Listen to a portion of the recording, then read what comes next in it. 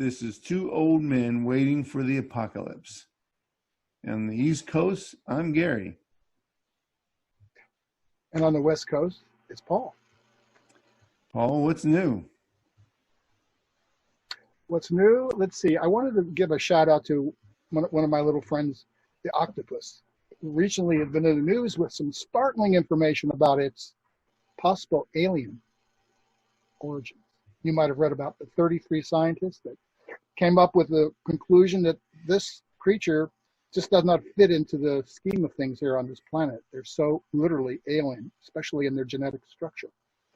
Despite the fact that they have two hearts and are able to camouflage themselves, they have 8 arms. Each arm is literally like a brain itself. It doesn't need the big brain to tell it what to do. It can do independently things. And it has like 30,000 more genes coding devices than we do as humans.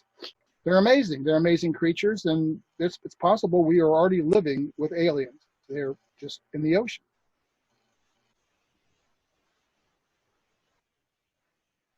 What's new with you, Gary? You know I'm a big sports fan of the local teams in my area. My baseball team, the Washington Nationals, won the World Series last year. A very exciting time.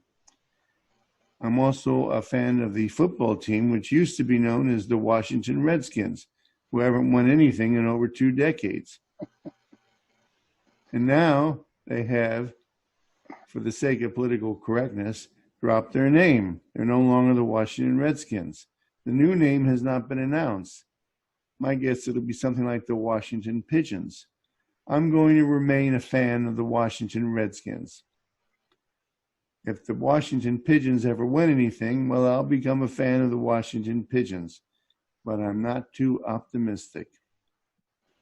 Paul, do you have anything for show and tell today? Yes, I do. Kind of in honor of this Bastille Day, which is the French national celebration of the French Revolution back in 1789. I wanted to give a shout out to filmmakers and camera makers, the Lumiere Bros.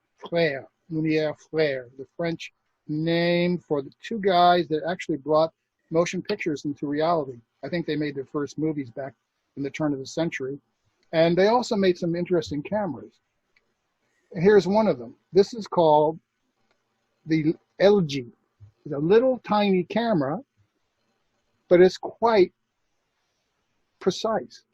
It's actually a still usable camera, and this was made in 1937 by the Lumiere brothers. And I wanted to thank the French for coming up with some very stylish cameras.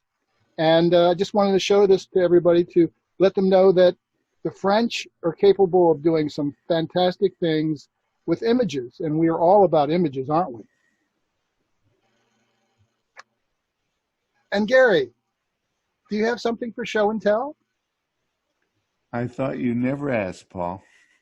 In honor of Bastille Day, I have my little wooden frog. Oh, no, a frog. Not only is he a handsome fellow, but he can talk.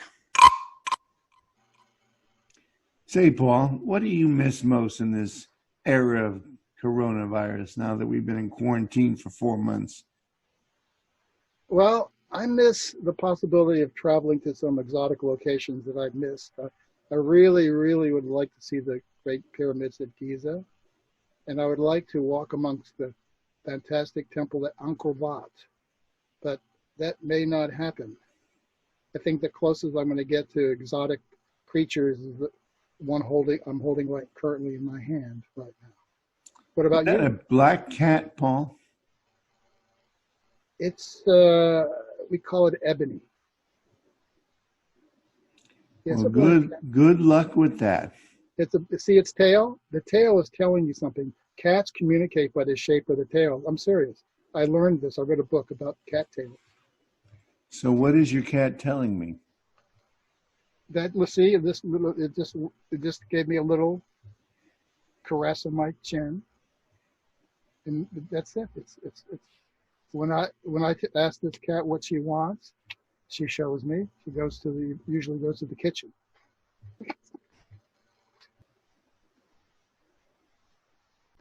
And what do you miss, Gary? Well, I think the thing I miss most from my youth of long ago is flirting with beautiful young girls. I could tell you some stories, but they would go on forever and you wouldn't want to listen to them. But now I'm an old man, and when I look in the direction of a pretty young girl and smile, she smiles back, but I know what she sees is her grandfather.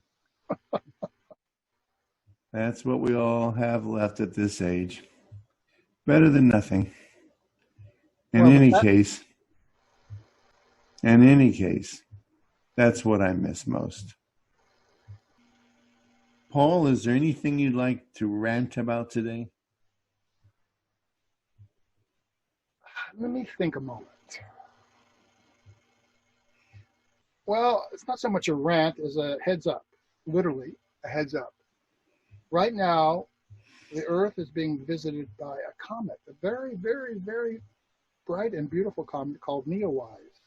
It's visible from different parts of the planet, currently just after sunset, but it's going to be around through August. And it's a very rare event because I don't think they expected it.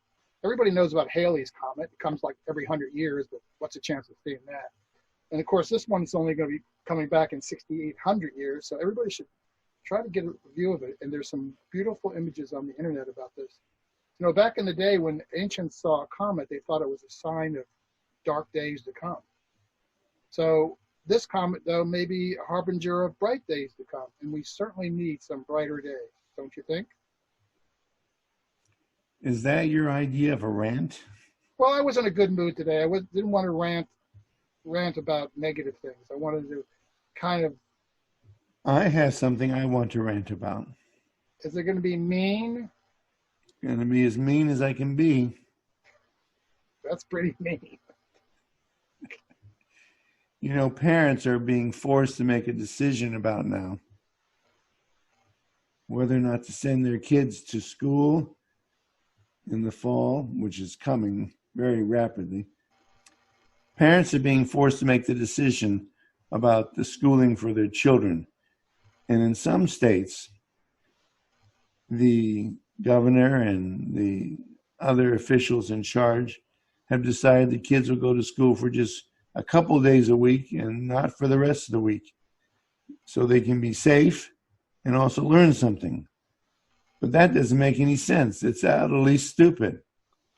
Kids that go to school for 2 or even 3 days a week don't learn very much. They got to go for 5 days. It's got to sink in, especially small kids.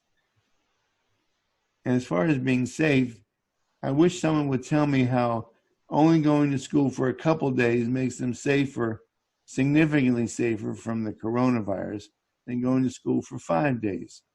So I say to all the dumb educators who can't make up their minds, either have 5 days of school or do everything by televideo or telecommuting.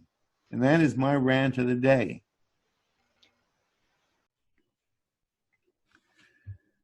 Paul, is there some truth to the rumor that one of your girlfriends in the distant past once tried to run you over in her car?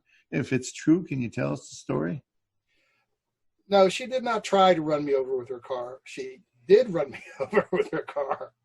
She ran me over not only with her car, but it was my car that I sold her a couple days earlier so I could buy the motorcycle I was on, a beautiful Norton.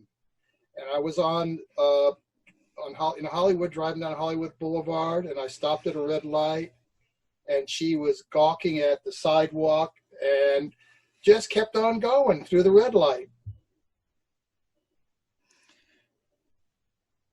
Dare I ask why she did this? Well, mostly because she was stoned out of her brain, which was her problem. That's why I left. And because she was looking at some other guy on the sidewalk, and she just plowed right over me. I went flying 30 feet in the air, bent my motorcycle in half. People gathered around me and said, "Oh, he's dead." I heard them saying, "Oh, he's dead." And I got up. I said, "No, I'm not." I have to say this for the record. While it is true I did not have a lot of girlfriends in my youth, I cannot recall a single one of them trying to run me over with their car or your car or my car. Paul, how did you survive something like that? Well, it had to do with what I was wearing that night. I was wearing a down jacket, the down jacket filled with feathers or microfill or whatever it is. And when the car hit me at 35 miles an hour, because I was dead stop, I catapulted over the motorcycle 30 feet in the air and landed. But I knew how to make myself limp. The worst thing to do is put your hands out and try to stop yourself from hitting something, because you'll break everything in your body. So I hit the ground softly as I could, and the coat, because it was down, puffed up almost like a pillow, and it saved me from serious injury. But I didn't move. I always learn not to move first. You have to assess yourself to see if you have any feeling in your body, if your neck's broken or something, because I've been hit several times. So people gathered around me because this was a busy intersection, and they said, "Oh, he's dead. He's dead." I hear these voices, "He's dead." And I just slowly stood up and said, "No, I'm not." You know, Paul, between your girlfriends and all your motorcycling, it's a miracle you're still with us. I was going to say no one ever shot at me, but that's not true. Gary, do you have any near-death experiences like that you survived? Well, I'm not particularly proud of this, but there was a moment, a time, when I did or said something which made my wife, the mother of my children, very angry with me. I can't remember what it is I said or did, but we were in the kitchen when it all came to a boil, so to speak, and she picked up a pot. This is a very mild-mannered woman, I must say. Picked up a pot and threw it at me. But she missed, I would like to think deliberately, and it was an aluminum pot. She'd thrown an iron or a steel pot. Well, that would have indicated a serious intent to do damage. But I survived because she missed me. This has been Two Old Men Waiting for the Apocalypse. On the East Coast, I'm Gary. Bye-bye.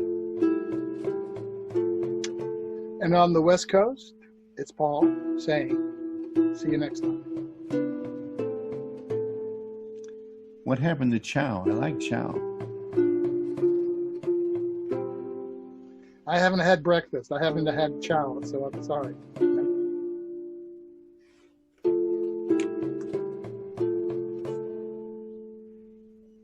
Good afternoon. Good afternoon, mein Herr. Wie geht es Ihnen? Was machst du? Say, Paul, do you have anything for show and tell today? Was I not going to be introduced today? I feel left out. What do you mean introduce? I've already done that. I got that in the can. Let's start over. I'm sorry. I thought we were doing. All right, pause. Yeah, okay.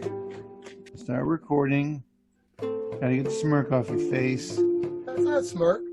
Lean the other direction. You're too close to your mic. Lean the other. All right, stop right there. Don't lean at all.